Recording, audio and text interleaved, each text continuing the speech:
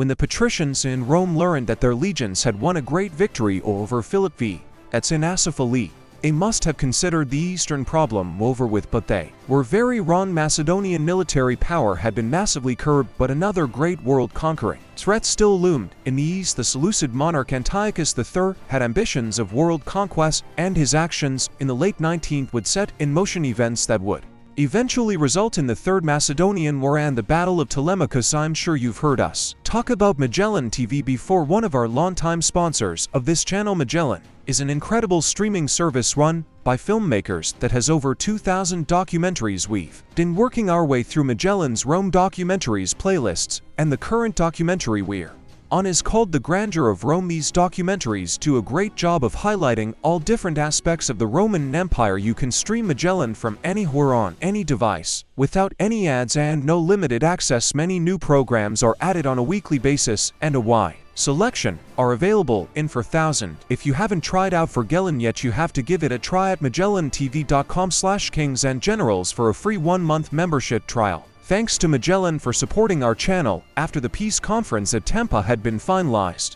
Titus Quick Tears Flamini Nurse decided to prove decisively that it was Rome who would be the true savior of Greece. During the Isthmian Games of Spring 196, Flaminius declared that Rome would leave the Greeks free, untaxed, and autonomous. After over a century of Macedonian rule, he was moored at the festivities and showered with honors from the grateful city-states. The Roman Senate decreed 5 days of thanksgiving for the victory as an assembly. Also, at the Games, Flaminius was met by a party of envoys who had come at the behest of the Seleucid King Antiochus III. They came in order to congratulate the consul on his victory and to assure the Romans of their legion's peaceful intentions. They were met with cold stern nurse and demands. Antiochus was to keep away from the Greek cities, withdraw his garrisons from those he had already seized, and was ordered not to attempt to crossing into Greece. In addition to the Seleucid monarch's European incursions and his expansionism, Antiochus had also brought the fury of the Romans onto himself by accepting their mortal enemy Hannibal into his court. The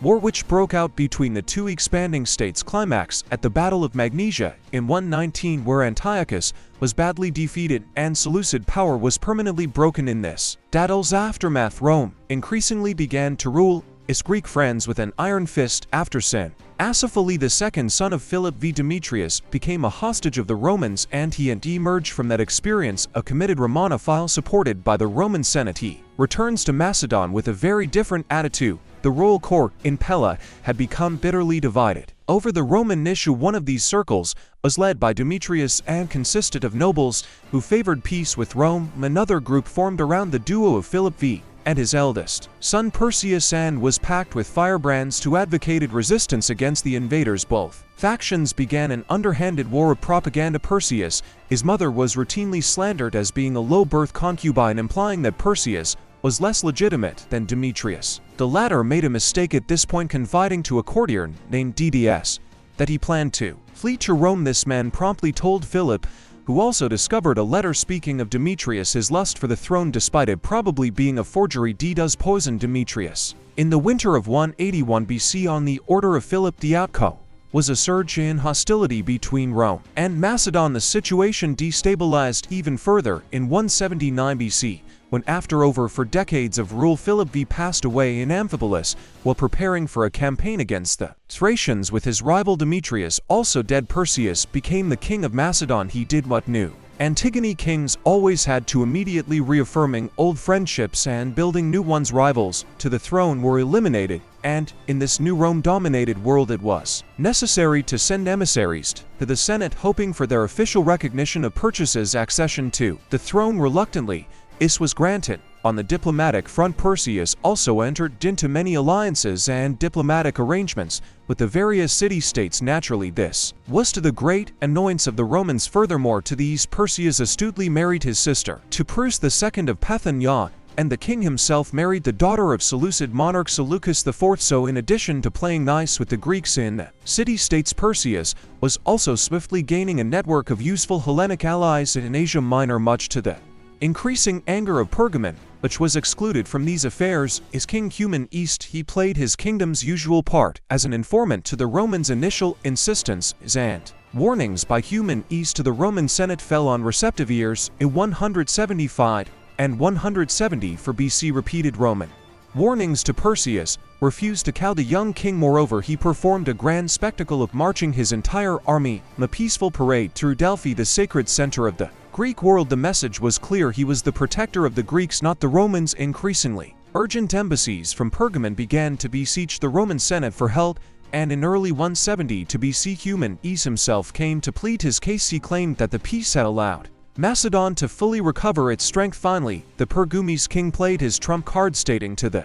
Romans that I felt it would be utterly disgraceful if I failed to reach Italy to warn you before he arrived here with his army, cynically playing on the post-Hannibal like a fear of invasions. Callinicus got his way. The subsequent diplomatic pressure and investigations into Perseus' conduct would turn into a self-fulfilling prophecy. The king would see the Senate was intent on destroying him. Philip V may have been the aggressor in the previous war, but now the Romans were hungry for conflict with Perseus. Roman envoys sent to negotiate a truce with the Macedonian king then boasted of deceiving him into thinking there was even a chance of peace. In fact, the truce was purely a measure in order to gain more time for the Romans to prepare for war, as they refitted a fleet of old ships and embarked a powerful army from Brundusum to Apollonia. This Roman new cunning of deception and underhanded tactics was not met with approval from all quarters. More traditionalist senators remembered a time when the Romans treated their enemies as honored and honorable men. It's turned out that such methods were no way to run an empire. Whatever the case, the Roman Senate had decided that the only way to maintain their position in Greece was to have no equals at all. The Antigone monarchy had to disappear, and the Third Macedonian War began. Roman consul Publius Licinius Crassus crossed the Adriatic in the late summer of 171 BC in order to take control of the legions there. At the same time, Callinicus of Pergamon arrived at Chalcis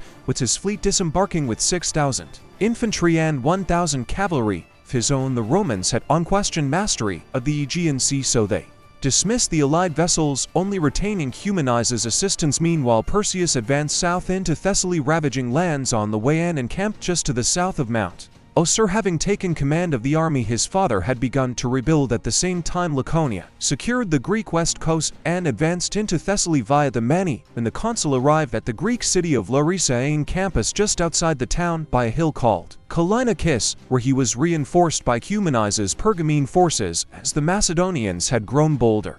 Due to their unopposed ravaging of the Thessalian countryside, Perseus decided to march towards the Roman camp, erecting their own around 5 miles away. After resting his army for the night, Perseus drew up his line into formation and marched his cavalry, as well as the light infantry forwards. He phalanges stayed in reserve. Christian King Cottus IV commanded the Thracian cavalry and interspersed light infantry on the left flank, while Macedonian horsemen and Cretan skirmishes on the right were led by Medon of Perugia.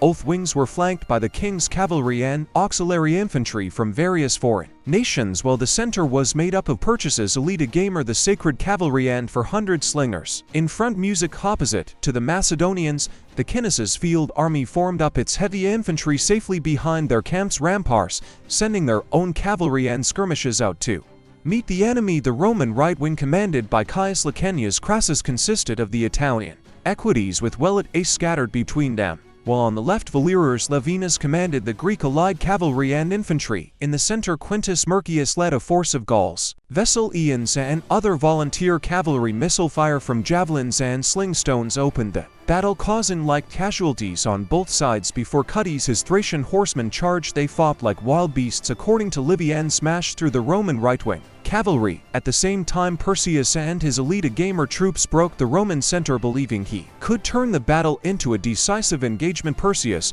was about to order his phalanx into battle, but was persuaded not to take such a risk by and at the Cretan thanking you and for his wise counsel and taking the victory where he could. Perseus withdrew back to his camp. 200 Roman cavalry and 2,000 infantry had died, and only 60 of Perseus' men had died. Further skirmishes followed this battle, but the campaigning season of 171 DC was essentially over. The Romans proceeded to raise the anti-Roman cities in Boeotia. Helios was completely annihilated. After a short siege, 2,500 men were sold into slavery, and the town remained desolate for decades afterwards. This type of increasingly notorious Roman savagery in Greece along with Perseus' victory. Callinicus made the Macedonian king appear to be the champion of the Greeks. Most who believed this was still too frightened of Rome to take action. At the Macedonia of Epirus to defect, one setback after another appeared to be striking the Romans in this conflict, and this was only compounded when Perseus launched a successful raid on the Roman fleet at Aureus, destroying ships and spoiling grain supplies. However, Perseus knew that he needed a decisive victory. It battled the Macedonian wars will continue, and very soon we will cover the Battle of Pydna, so make sure you are subscribed to our channel and have pressed the bell button. We would like to express our gratitude to our Patreon supporters and channel members who make the creation of our videos possible. Now you can also support us by buying our merchandise by the link in the description. This is the Mysteries of the Ages channel, and we will catch you on the next one.